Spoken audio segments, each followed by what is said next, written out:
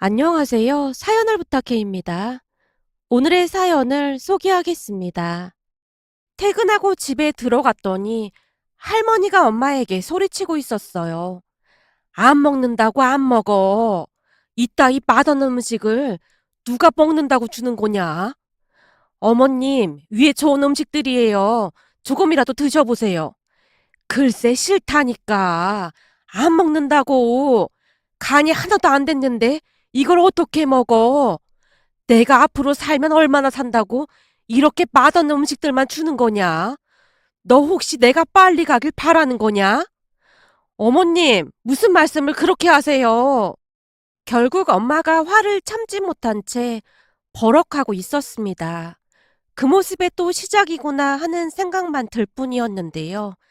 할머니께서 위암에 걸리신 뒤 한결같은 우리 집 풍경이었거든요. 원래부터 까칠하시던 할머니는 몸이 아프신 뒤로 더욱 신경질적으로 변하셨고, 엄마는 할머니의 화풀이 대상이 된 듯해 보였습니다. 다른 가족들은 다들 회사에 다녔으니 엄마 홀로 그 모든 것을 감당해야만 했거든요. 제 모습을 보자마자 할머니가 또다시 먹잇감이라도 본 모양으로 외쳤어요. 다른 집 며느리들은 아들도 숭풍숭풍 잘 낳아주던데 넌 대체 시집 와서 한 게 뭐야? 그런 할머니의 말에도 엄마는 그저 입을 꾹 다물고 있을 뿐이었는데요. 제가 그만 욱한 채 할머니에게 대들고 말았어요. 아들이 뭐가 그렇게 대수라고 맨날 아들 하는 거야? 그리고 엄마가 아들을 못 낳은 것도 아니고 할머니 손잡고 들어오잖아. 근데 왜 손자 타령을 하는 거야?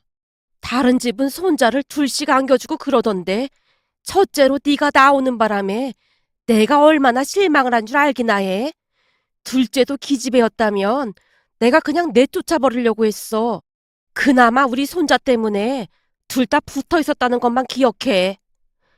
할머니가 작정을 한 듯 엄마와 제게 쏘아붙이고 있었어요. 그 모습에 치가 떨릴 정도였는데요. 그동안 할머니는 좀 예민하시긴 해도 그토록 막말을 하시는 분은 아니었거든요. 할머니 말에 더욱 욱한 채 제가 말대꾸를 하려고 했지만 엄마가 그런 저를 말렸습니다. 넌 그만 방으로 들어가. 할머니께서 아파서 그런 거니까 일일이 말대꾸할 필요 없어.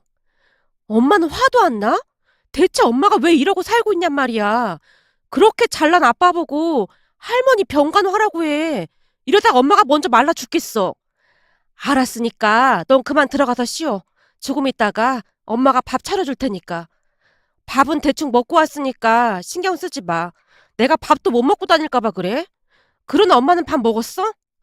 할머니 챙겨드리고 먹으려고 했어. 엄만 괜찮아. 괜찮긴 뭐가 괜찮아.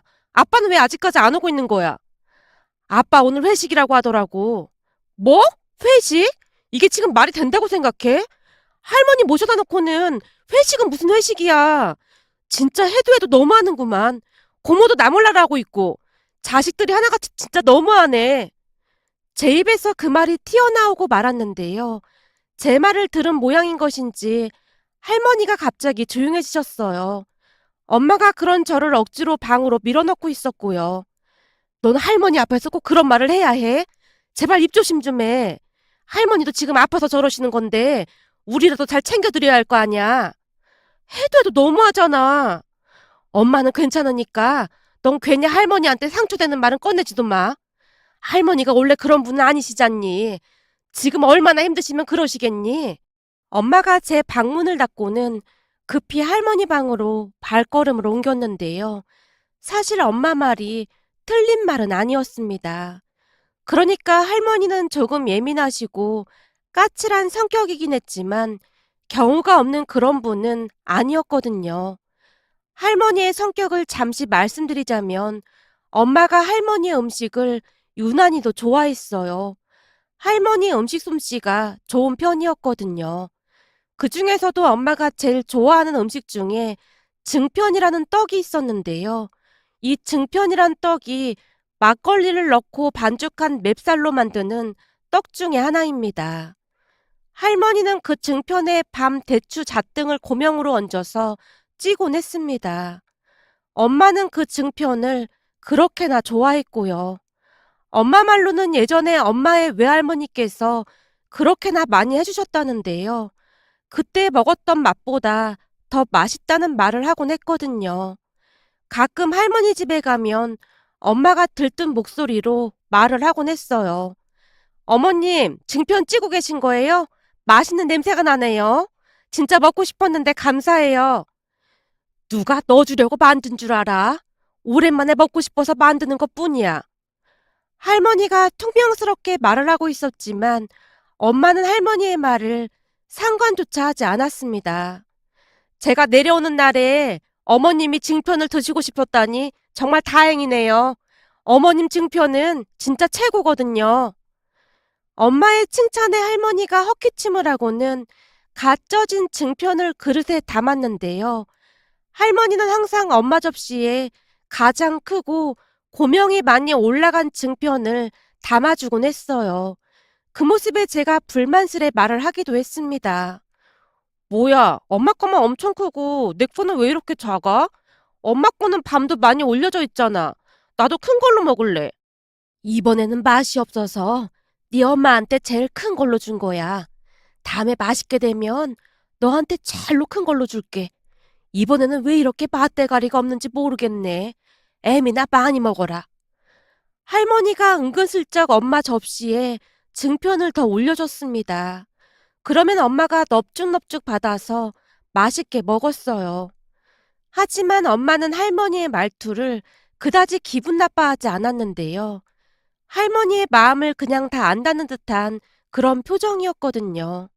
할머니는 항상 그렇듯 어딘지 모르게 심술이 잔뜩 난 듯 말을 하곤 했어요. 그런 할머니의 말투를 엄마를 제외한 모든 가족들이 불편해했고요. 하물며 할머니 친자식들인 아빠와 고모마저도 할머니 말투에 짜증을 내곤 했어요. 어느 날은 할머니 생신날 다 같이 외식을 하던 자리에서 할머니가 말을 했어요. 음식이 뒤지게 비싸기만 하고 뭐 먹을 것도 없네. 앞으로는 그냥 집에서 간단하게 밥이나 먹자. 돈 아깝게 이게 뭐 하는 짓이야. 엄마, 하루 정도는 그냥 좀 먹어주면 안 돼? 꼭 그렇게 말을 짜증나게 해야 해? 내가 뭘 어쨌다고 그래? 그렇잖아. 뭘 사줘도 그렇게 말을 하면 우리 기분이 어떻겠어? 아무튼 엄마는 말을 참 기분 나쁘게 하더라.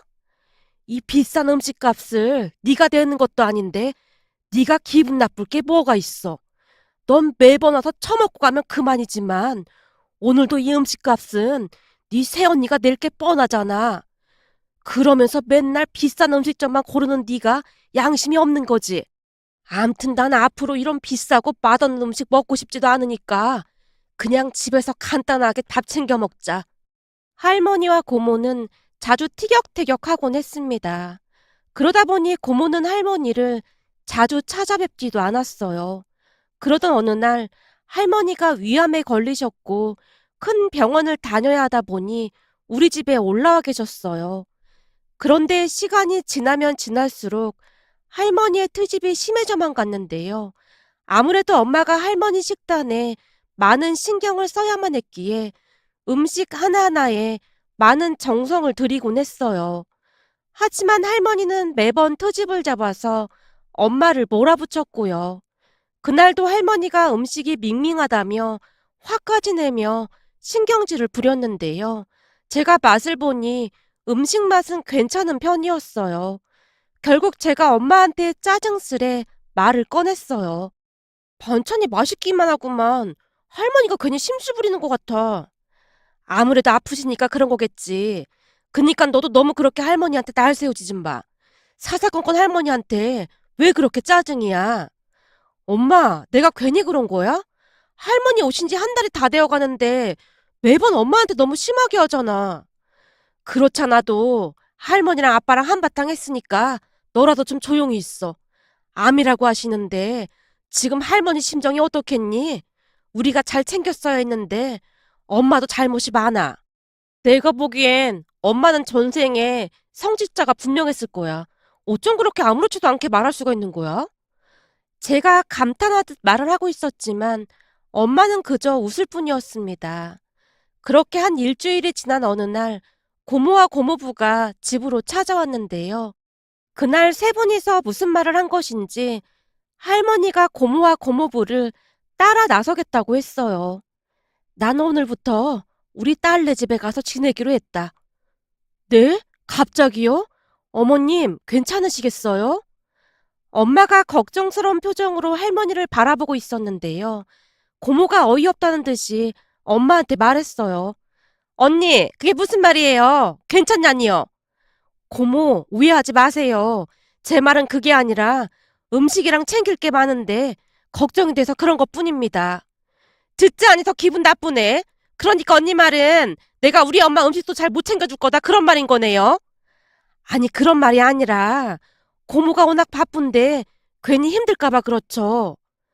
엄마가 진탕까지 흘려가며 대답을 하고 있었는데요. 가만히 듣고만 있던 할머니까지 엄마를 나무랐습니다. 애미가 말실수를 많이 하는 것 같구나. 설마 며느리보다 딸이 더 불편하겠냐? 내가 며느리랑 있는 게 불편해서 그러겠다고 했다. 아무렴 내 뱃속으로 낳은 딸이 더 편하지 며느리가 더 편하겠냐? 맞아 엄마 잘 생각했어. 아무리 그래도 며느리보다 딸이 낫지. 암튼 우리가 엄마 모셔갈 테니까 그런 줄 알고 있어요. 라며 고모가 할머니의 짐을 챙겨서 집을 나섰습니다. 그 모습을 엄마가 걱정스레 바라보고 있었고요.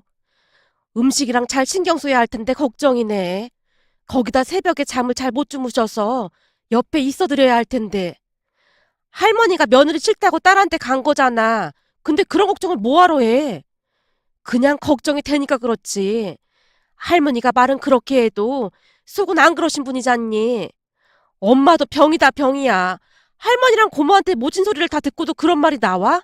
암튼 이제부터는 엄마 신경 끄고 살아. 제가 엄마를 나무랐는데요. 아빠도 옆에서 저를 거들었습니다. 그래 맞아. 어머니가 딸이 편해서 가신다고 하는데 뭘 어쩌겠어. 근데 내가 보기엔 영숙이 저게 어머니한테 뭐라고 바람을 넣은 것 같아. 뭐? 바람을 넣더니 그게 무슨 말이야? 당신도 알다시피 아버지가 남긴 땅이 좀 있잖아. 아니지. 좀이 아니라 그게 지금 시세로 하면 꽤 될 거야. 아마도 그 재산 노리고 저러는 것 같아.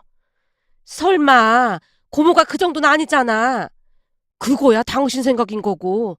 내가 얼핏 들어보니 재산 얘기하고 있더라고. 영숙이 말에 엄마도 놀라서 그러겠다고 한 거고 말이야.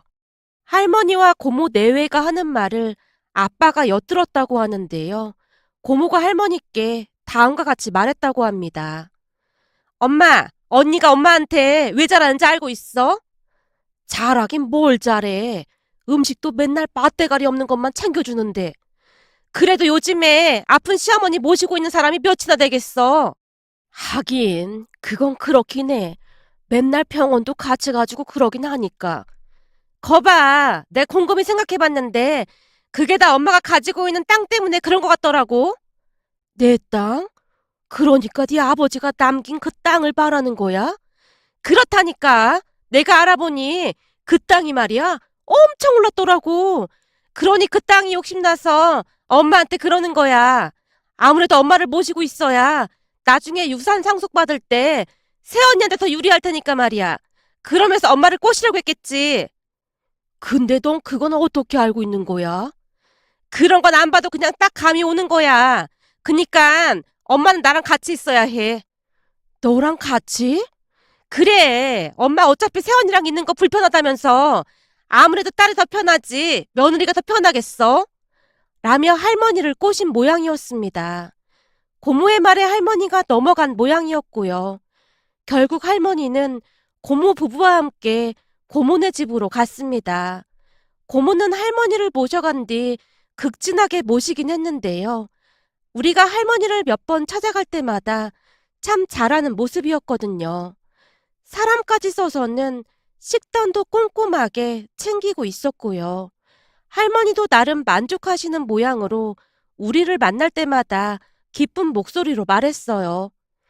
역시 내 뱃속으로 낳은 딸이 편한 법이야. 며느리가 차려주는 밥을 먹을 때는 내내 소화도 안 되고 그랬는데 우리 딸이 해주는 밥을 먹으니까 이렇게 편할 수가 없어. 진작에 우리 딸 집으로 왔어야 해. 그지 엄마? 이래서 딸이 꼭 필요한 거야. 이제 엄마가 내 진심을 알아주는구나. 라며 고모가 맞장구를 쳤고요. 그러던 어느 날은 고모가 우리 모두를 불러서 갔는데요. 고모가 할머니 옆구리를 툭툭 치더니 말을 하라고 재촉하고 있었어요. 뭐야 엄마? 얼른 오빠랑 언니한테 말해야지. 그래 사실은 내가 니들을 다 오라고 한 이유가 있다. 니들도 알다시피 지금껏 내 병수발을 우리 딸이 다 해줬잖니. 내가 여기 있는 동안 음식도 잘 먹고 아주 잘 지내고 있다. 의사도 더 심해졌다고 하지도 않고 말이야. 이게 다 우리 딸 덕분인 것 같다 그 말이야. 맞아. 내가 엄마 식당부터 이것저것을 얼마나 신경 썼는지 모른다니까. 그래서 말인데 내가 가지고 있는 재산 대부분을 우리 딸한테 주고 싶구나. 여기에 대해 니들이 불만이 없었으면 해서 말이다. 할머니께서 우리 눈치를 보며 말하고 있었는데요. 고모가 급히 말을 덧붙였습니다. 근데 모든 재산을 나한테 주겠다는 건 아니고 나한테 조금 더 주시겠다 그 말인 거야. 내 말이 맞지 엄마? 그렇지. 그러니까 내 귀한 딸한테는 80%를 주고 니들한테는 20%만 줄 생각이다. 니들도 불만 없는 거지? 물론 내가 유언장까지 다 남길 생각이니까 그리 알고 있고 말이야. 우리 사이가 유언장 작성하는 방법까지 잘 알려줘서 그대로 작성할 생각이야. 아무리 그래도 80%는 너무한 거 아닙니까? 그동안 영숙이가 어머니한테 그렇게나 못나게 굴었는데 병가는 조금 했다고 80%라니요. 그건 좀 너무한 것 같은데요? 할머니의 말에 아빠가 발끈하는 듯 했지만 엄마가 아빠를 조용히 말렸습니다. 여보, 지금 어머님 몸도 안 좋으신데 싸우기라도 하겠다는 거야? 그냥 그렇게 하겠다고 해. 어차피 어머님 재산이잖아. 엄마의 말에 아빠가 더 이상 불평을 하진 않았지만 아빠의 얼굴에 여전히 불만이 가득해 보였습니다. 하지만 할머니는 이미 결심을 하신 듯 입을 꾹 다물고 계실 뿐이었어요.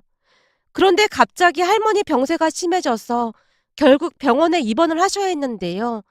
입원을 한 뒤에는 고모가 엄마에게 전화를 했습니다. 언니, 엄마 병원에 가셨는데 이제 얼마 안 남으신 것 같아요. 그러니까 마지막 가시는 길에 언니가 병관을 해야 하지 않겠어요?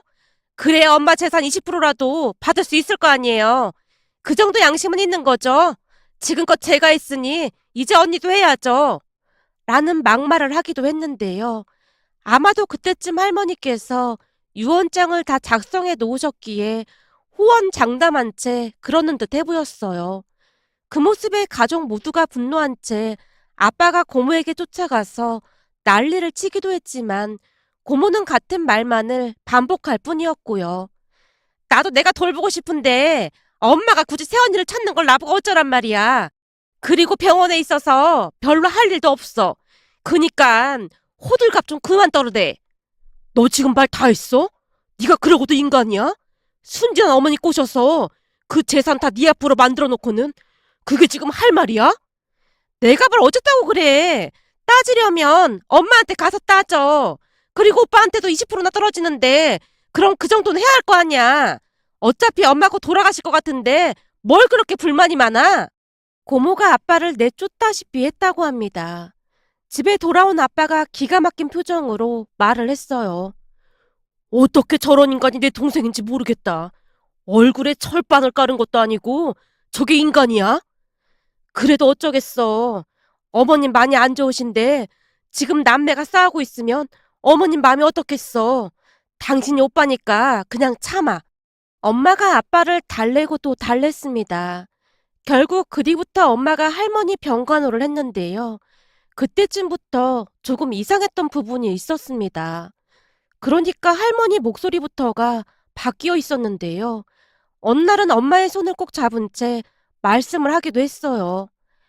애미야, 그동안 너한테 미안한 게 참 많았다.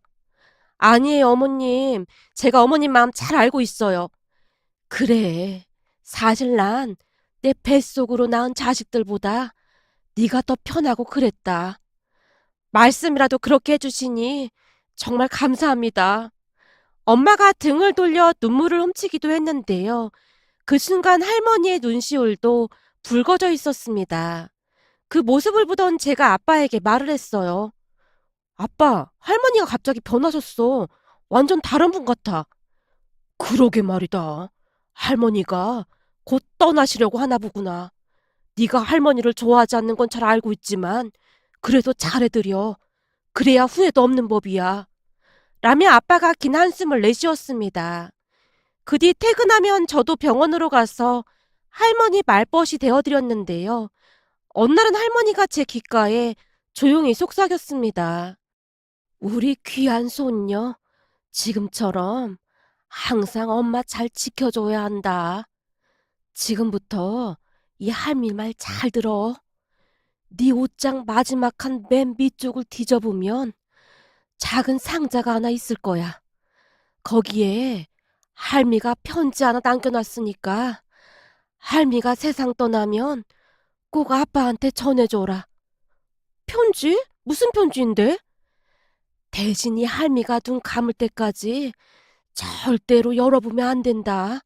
약속할 수 있지? 할머니가 손가락까지 걸며 신신당부를 했습니다. 그날 저녁 집에 돌아온 제가 급히 옷장을 뒤져봤는데요. 정말로 안쪽 구석에 작은 상자 하나가 옷 안에 숨겨져 있었습니다. 어찌나 꽁꽁 숨겨놨던지 억지로 찾지 않으면 찾기 힘들 정도였어요. 그 상자를 멍히 바라만 보다가 다시 잘 넣어뒀는데요. 너무너무 열어보고 싶었지만 왠지 모르게 할머니와의 약속을 꼭 지켜야 할 것만 같았거든요. 그렇게 얼마 뒤 할머니는 세상을 떠나셨습니다. 부모님과 우리 남매는 큰 슬픔에 빠진 채 장례식 준비를 했는데요. 참 기가 막혔던 것이 고모와 고모부는 할머니가 돌아가신 것에 대해 그다지 슬퍼하지도 않는 것 같아 보였어요. 하물며 할머니 임종도 지키지 못했는데요. 엄마가 급히 고모에게 전화를 했지만 고모가 기가 막힌 말을 했거든요. 고모, 어머님 곧 돌아가실 것 같다고 하네요. 얼른 병원으로 오세요. 지금이요? 저 지금 골프 치러 와서 빨리 못 갈 것 같은데? 예? 골프요? 제가 며칠 전부터 마음의 준비를 하고 있으라고 했는데 지금 골프라니요. 자식이라고는 그이랑 고모가 전부인데요. 아무래도 긴박한 상황이었던지라 엄마의 목소리가 높아진 모양인데요. 언니, 지금 저한테 화내는 거예요? 아주 효부 났네요. 어차피 엄마 곧 돌아가실 거 다 알고 있었는데 뭘 그렇게 호들갑이에요. 저 지금 출발하면 4시간 넘을 것 같아요. 차도 막힐 것 같아서요. 암튼 최대한 빨리 갈게요. 라며 고모가 전화를 끊었다고 합니다. 옆에서 통화 내용을 듣고 있던 아빠가 분노한 건 말할 것도 없었고요. 뭐? 골프? 지금 이 와중에 골프를 치러 갔단 말이야? 미쳐도 단단히 미쳤구나. 여보, 진정해. 어머님 마지막 가시는 길 편하게 보내드려야지. 엄마가 다시 아빠를 다독였고 결국 고모와 고모부는 할머니의 임종을 지키지 못했습니다. 그렇게 할머니가 돌아가시고 부모님이 장례식장에 대해 알아보고 있던 도중 그제서야 도착을 했으니까요. 그 모습에 아빠가 고모에게 소리쳤는데요. 너 지금 제정신이야? 네가 지금 골프 치러 다닐 때야? 이거 왜 이래? 갑자기 돌아가신 것도 아니고 돌아가실 거 뻔히 알고 있었는데 왜들 호들갑이야? 사실 오빠랑 언니도 좋은 거 아니야? 난 한 일주일 더 사실 줄 알았는데 생각보다 일찍 하셨잖아? 뭐? 너 지금 말 다 했어? 오빠, 우리 좀 솔직해지자. 사실 그동안 엄마 병원 가느라 우리도 무지 힘들었어. 엄마가 얼마나 까탈스러운지 모르지? 우리가 그 비 다 맞춘 거야. 난 엄마랑 있을 때 제대로 쉬지도 못했단 말이야. 한마디로 우리도 할 만큼 했으니까 괜시레 생색내려고 하지 말란 말이야. 그래봤자 엄마 유언장대로 유산 80%는 우리 거니까. 그 와중에도 고모는 할머니의 재산에만 욕심이 있는 것 같아 보였습니다. 그런 고모에게 아빠가 일침을 가했고요. 결국 어머니 재산 때문에 그랬다는 말인 거네? 당연한 거 가지고 뭘 묻고 그래. 갑자기 왜 이렇게 순진한 척을 하실까나? 엄마가 재산이 없었음 내가 그렇게까지 안 했지. 근데 이미 유언장까지 작성해놔서 어쩔 수가 없는 거니까 그 유언장대로 하자고. 아빠가 몸을 부들부들 떨며 분노하고 있었지만 고모는 그 어느 때보다 여유로워 보였습니다. 엄마가 두 분을 말리고 나서야 두 분이 싸움을 멈췄는데요. 피를 나눈 가족이라고 해서 다 가족이 아니더라고요. 그날 고모의 행동에 소름이 끼칠 정도였으니까요. 그렇게 할머니 장례식이 끝나고 집에 돌아왔는데요.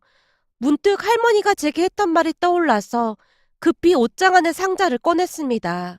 그리고 아빠에게 그 상자를 가져다 줬고요. 아빠, 이거 할머니가 남기신 거야. 할머니가? 이게 뭔데? 나도 몰라. 할머니가 돌아가시기 전까지 절대 뜯지 말라고 했어. 그리고 꼭 아빠한테 전달하라고 했고. 나한테? 아빠가 궁금한 듯 상자를 뜯기 시작했는데요. 거기에는 작은 봉투 안에 편지와 유언장 4번이 들어있었습니다. 우선 할머니가 남긴 편지를 읽던 아빠가 눈물을 뚝뚝 흘리고 있었어요. 엄마가 옆에서 같이 편지를 읽다가는 놀란 채 입을 다물지 못했고요. 뭐야, 그럼 그동안 어머님이 일부러 그러신 거란 말이야? 그래서 나한테 그렇게 모질게 그랬던 거구나. 어쩜 이런 생각을 다 하셨을까나. 영숙이 그 인간이 어떻게 할지 다 알고 계셨던 거지.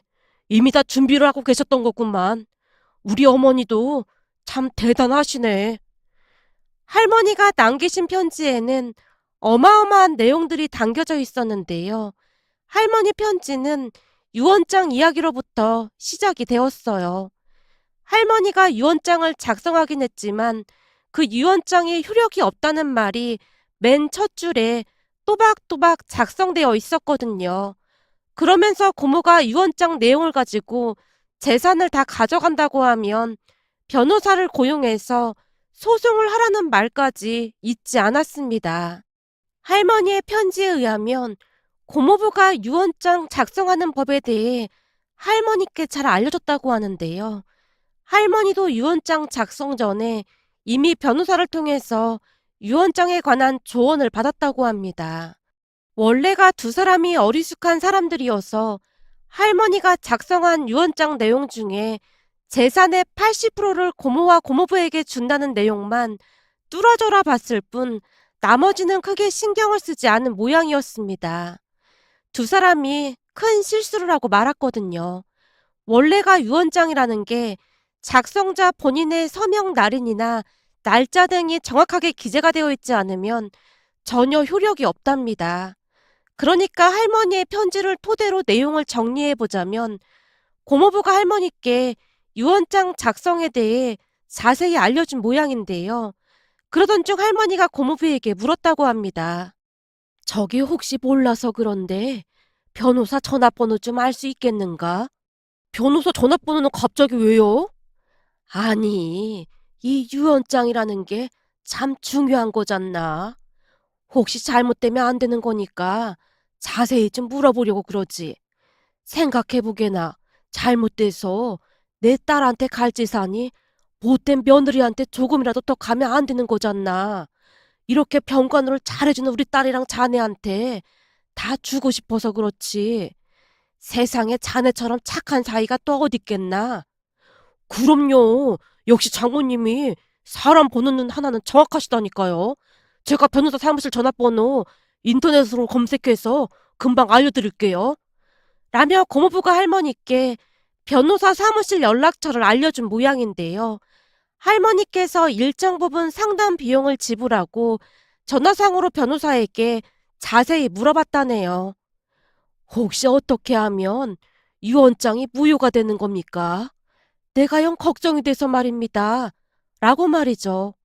그 말에 변호사가 주의해야 할 사항에 대해 몇 번이나 강조해서 알려줬다고 하네요.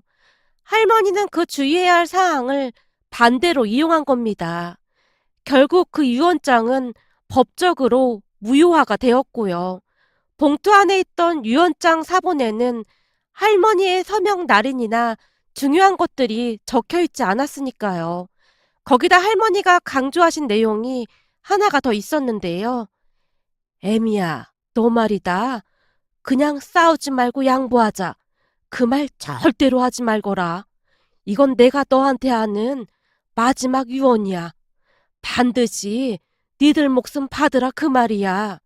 안 그랬다가는 내가 벌떡 일어나서 다시 쫓아갈 테니 그런 줄 알아. 내 마지막 소원이니 꼭 들어줘야 한다.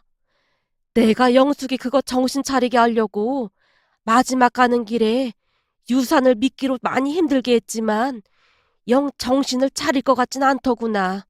마지막 가는 길까지 애미 너를 고생시키고 싶지도 않았고 말이야. 암튼 니들 목숨 단단히 챙겨야 한다. 그리고 마지막으로 그 증편 만드는 법 자세히 남겨놓을 테니 이제부터 애미 네가 만들어 먹고 그게 뭐라고 그리도 맛있게 먹어주던지 항상 애미한테 고마웠다. 네가 내 뱃속으로 낳은 자식들보다 더 나았다는 것만 알아줬으면 좋겠구나. 라는 말이 적혀 있었습니다. 한마디로 할머니는 당신이 돌아가시고 난 뒤 엄마가 어떻게 할지도 다 예상하고 있었던 것 같았어요. 그 뒤에는 다들 예상하셨겠지만 아빠와 고모가 대판 싸우고 난리도 아니었는데요. 유언장이 아무 효력이 없다는 사실을 알고는 고모와 고모부가 다시 싸우기 시작했어요. 당신은 그 중요한 걸 잘 확인도 안 해보고 뭐 했어? 난 당연히 잘 쓴 줄 알았지. 나도 나름 돈 아끼려고 인터넷에서 알아보고 알려드린 건데 그런 당신이야말로 그런 거 안 보고 뭐 했어?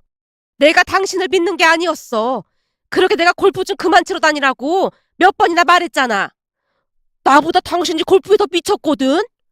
둘이서 한동안 말다툼까지 했답니다. 결국 할머니의 유산을 공평하게 나눠 가졌는데요. 알고 보니 할머니의 유산이 꽤나 많이 있었던 모양이었어요. 고모가 왜 그리도 난리를 쳤는지 한눈에 봐도 알겠더라고요. 고모는 끝까지 아빠한테 조금만 더 달라고 애원을 하기도 했지만 고모의 말을 들은 척도 하지 않고는 모든 걸 똑같이 나눠 가졌습니다. 그 바람에 고모가 엄마에게 전화까지 해서 험한 말을 하기도 했는데요. 이럴 거였으면 그때 내가 엄마 병간호 안 해드렸죠. 언니도 다 알고 그랬던 거죠. 이제 보니 언니 착한 척하면서 그러고 있었던 거네요. 엄마 꼬드겨서 재산 받으니까 좋아요? 아주 좋겠어요. 내가 그동안 언니한테 깜빡 속고 있었던 거네. 라는 막말까지 했거든요. 그 뒤 우리는 고모와 완전히 연을 끊고 살게 되었습니다. 그런데 얼마 전 고모가 집에 찾아왔는데요. 거짓골을 하고 찾아왔더라고요. 놀란 엄마가 무슨 일이냐고 물었더니 고모가 통곡을 하며 말했어요. 평소 골프장에서 친하게 지내며 내기 골프를 치던 사람과 같이 골프 연습장 사업을 하기로 한 모양인데요. 목 좋은 곳에 어마어마하게 큰 골프 연습장을 열 계획이었다고 하네요. 그 동업하기로 한 사람이 아는 변호사라며 사람까지 소개해주면서 사업 부지 등 여러 가지 구체적인 사업 비용과 수익 분배 등에 대해 자세히 설명을 해줬던 모양인데요. 알고 보니 그 모든 것이 사기였다고 합니다. 한마디로 사기꾼들에게 제대로 걸렸던 것이죠. 그렇게 유산받은 전 재산을 그 사기꾼들에게 몽땅 투자했다고 합니다. 하지만 얼마 뒤 그 사기꾼들이 돈을 가지고 해외로 도망갔다고 하네요. 그냥 안 봐도 어떻게 됐는지 훤히 보일 정도였는데요. 생각해보세요. 할머니께서 작성한 유언장도 똑바로 확인하지 못한 사람들이 정상적인 사람들과 사기꾼을 구분할 수나 있었을까 하는 생각마저 들었거든요. 그렇게 사기를 당해 전 재산을 잃은 고모가 결국 아빠에게 돈을 조금만 나눠달라고 졸라댔어요. 원래 내가 80% 갖기로 한 거잖아. 그러니까 조금이라도 좀 나눠줘봐. 우리 지금 지하 색방에서 하루하루 끼니 걱정하고 살고 있단 말이야. 그러게 잘 알지도 못하면서 사업은 왜 하고 난리야. 한심하다 한심해. 그리고 너 말 한 번 잘했다. 내가 알아보니 네가 말하는 그 기여분도 네가 어머니를 모시고 살았어야 가능한 건데 네가 어머니를 모시긴 얼마나 모셨다고 그따위로 말을 하고 자빠졌어. 그건 아니지. 엄마가 찰로 힘들 때 내가 모신 건데 그게 기여분인 거지. 암튼 나 돈 좀 줘봐. 오빠 이렇게 잘 살고 있으면서 조금만 보태주면 되잖아. 오빠가 동생한테 그 정도도 못해주는 거야? 내가 이렇게 살고 있는 거 알면 엄마가 하늘에서 얼마나 원통해하고 있겠어. 말도 안 되는 소리 하지 말고 당장 나가. 라며 아빠가 고모를 억지로 내쫓아버렸습니다. 그 뒤에도 고모가 몇 번이나 찾아왔지만 아빠가 들은 척도 하지 않자 자포자기한 모양인지 일자리를 구해서 겨우겨우 살고 있다고 하네요. 만약 그때 할머니 재산을 80%나 고모에게 줬다면 그 돈까지 다 날렸겠구나 하는 생각에 소름이 끼칠 정도였는데요. 어쩌면 할머니는 이 모든 것을 다 계산하고 계셨던 게 아니었을까 하는 생각마저 들었답니다. 그런 할머니의 해안에 그저 놀랄 뿐이었는데요. 우리는 할머니가 보고 싶을 때마다 증편을 만들어서 할머니를 추억하고 있답니다. 오늘의 사연은 여기까지였습니다. 즐겁게 보셨다면 구독, 좋아요 부탁드립니다. 고맙습니다.